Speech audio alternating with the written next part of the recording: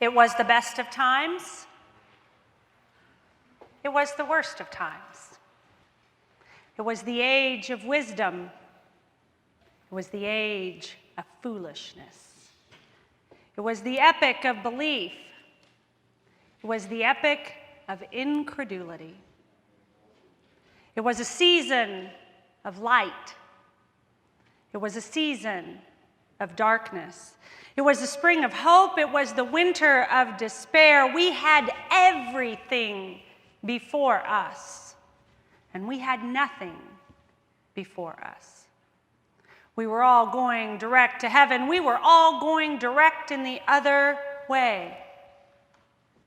In short, the period was so far like the present period that some of its noisiest authorities insisted on its being received for good or for evil in the superlative degree of comparison only. Charles Dickens. Some weeks you have to throw out the plan and start over. I hadn't planned on this sermon, and yet it seemed necessary. And the words from Dickens came into my head in a conversation we were having in the car yesterday, and they've been stuck there ever since. The novel from which these words come, from which many of us had to memorize in a middle school or high school English class, this novel is in part a story about sacrifice and transformation. And it's also a story about resurrection. And the first paragraph of this classic novel still resonates for me, especially these last few days. And as I think about Paris, where this novel is set, and the tragedies that I find in Dickens' novel, in the tragedies that we've seen over the last several days there. I think about that, the worst of times, and yet also at this very morning, one of my very best friends has had her first child, the best of times. I celebrated this weekend my daughter's birthday. And so the book and its opening words still ring true in my ears. It was the best of times. It was the worst of times. The Dickens story conveys one of tremendous poverty amidst extravagant wealth.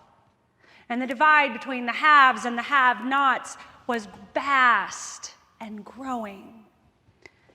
And this is a story of chaos, where oppression leads to hatred, and hatred leads to an uprising, and an uprising leads to violence. Sound familiar? These last few weeks have been so full of so many of these same things: oppression and hatred and uprising and violence. Violence in the beloved streets of beautiful Paris. But not just in Paris.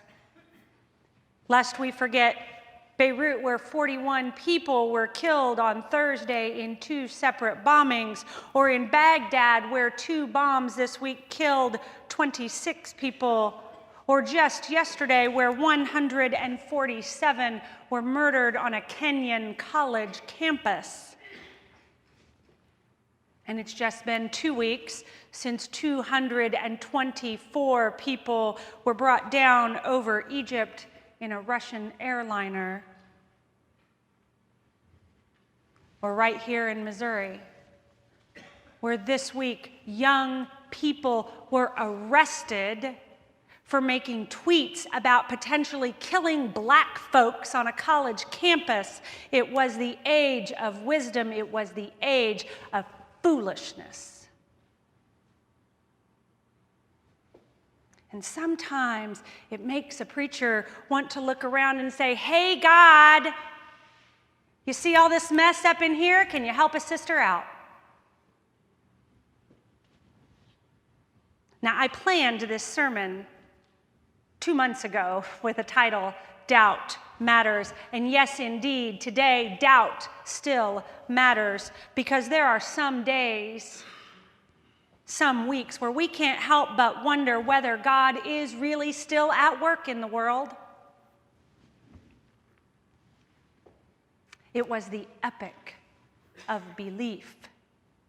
It was the epic of incredulity. And we can get incredulous at times, skeptical, if that's an easier word for you to get out of your mouth. Not quite able to be all in. And not quite being able to be all in is the position that we find the disciples in the story that Gage read for us. It was the story I picked 3 months ago. We find this story in the Gospel of Matthew, a story of doubt and chaos, a story about the best of times and the worst of times, a story of sacrifice and transformation, and a resurrection story. You see, these words that Gage read are the last verses of Matthew's Gospel. This is a resurrection appearance by Jesus. The disciples see Jesus, but there's this one little phrase that we often run over. Did you catch it when he said it? But some doubted. Even in the midst of their worship, even in the midst of seeing Jesus right in front of them, but some doubted. And amidst their doubt, what does Jesus do? Well, first, Jesus gives them work to do. Sometimes I just shake my head and say, doggone it, Jesus. In the midst of this chaos, in the midst of them having experienced death and tragedy and confusion, Jesus shows up and gives them work to do. Work to teach people, he says, to teach people the ways of Jesus. And Jesus says to them finally, and oh, by the way, I am with you always to the ends of the age. This is another one of those places where you come a little confused and wondering and tired from the week, and you show up and Jesus gives us work to do. And I have told you before that there are some days I want to put a warning message on our outside signboard to remind us that the gospel is hard.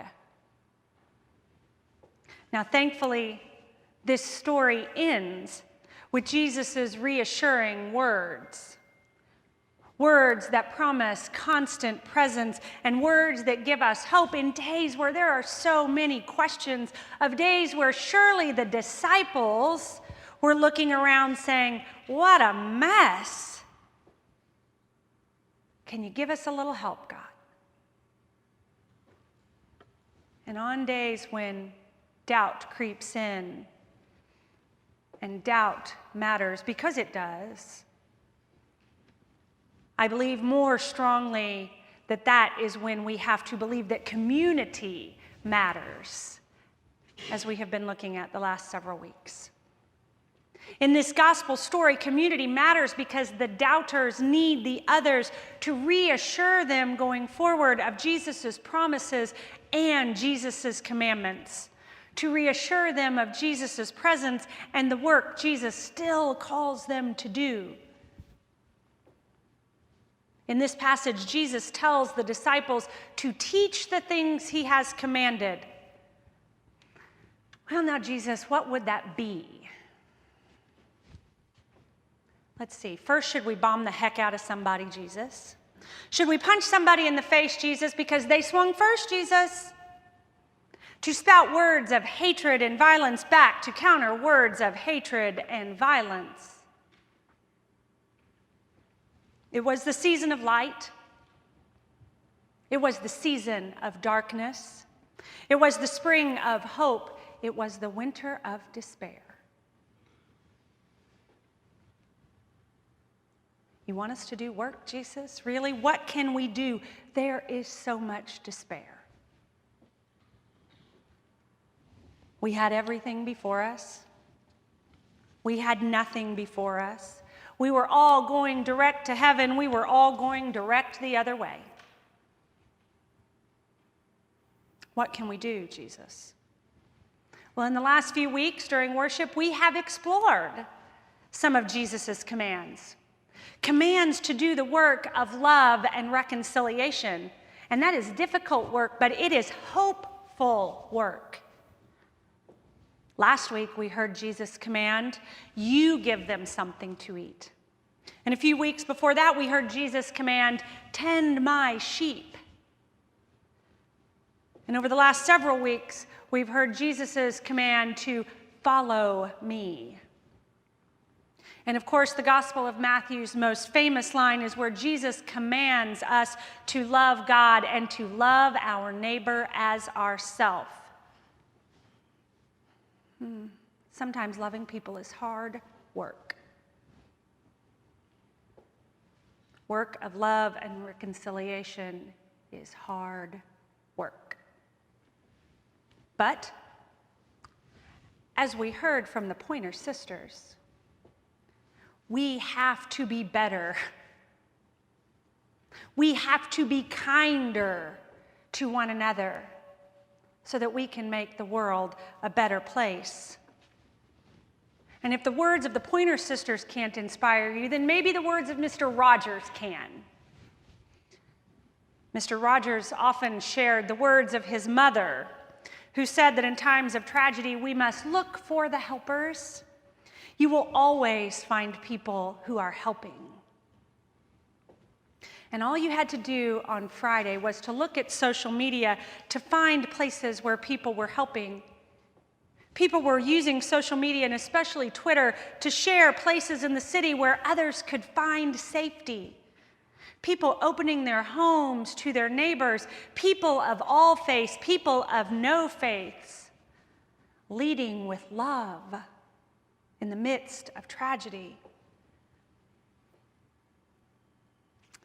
Yeah, friends, the gospel is hard, and yet Jesus continually calls us to it. He calls us to it in the very last words of Matthew's gospel. In the very last words, he says to his disciples, to his friends, and to us. And the challenge for us, I think, is finding the balance as we live in the between times of the best of times and the worst of times. As we find the balance to live between the days of wisdom and the days of foolishness. To live out the gospel between the seasons of light and the seasons of darkness, as we navigate the springs of hope and the winters of despair. In all of these times, we are called to live out the gospel. Hope amidst doubt. Love amidst fear. And thankfully, there is a promise from Jesus to be with us in all of it, working alongside of us. One of my beloved seminary mentors said to me once, Shanna, yes, the gospel work is hard, but it is very, very simple. It is very, very simple to understand this gospel work we are called to, and that is love wins. Every time. And it is in moments like this where I remember that more and more. Love wins. And I hold to that in these days. I hold to that promise that love wins, and I have a responsibility, you have a responsibility to play that out in the gospel work Jesus calls us to do. Love wins, my friends. In this week and in every week, that is the message of the gospel that Jesus challenges us, that Jesus commands us to proclaim in every season and in every season in between. Love wins. And so we sing, love wins. Amen and amen.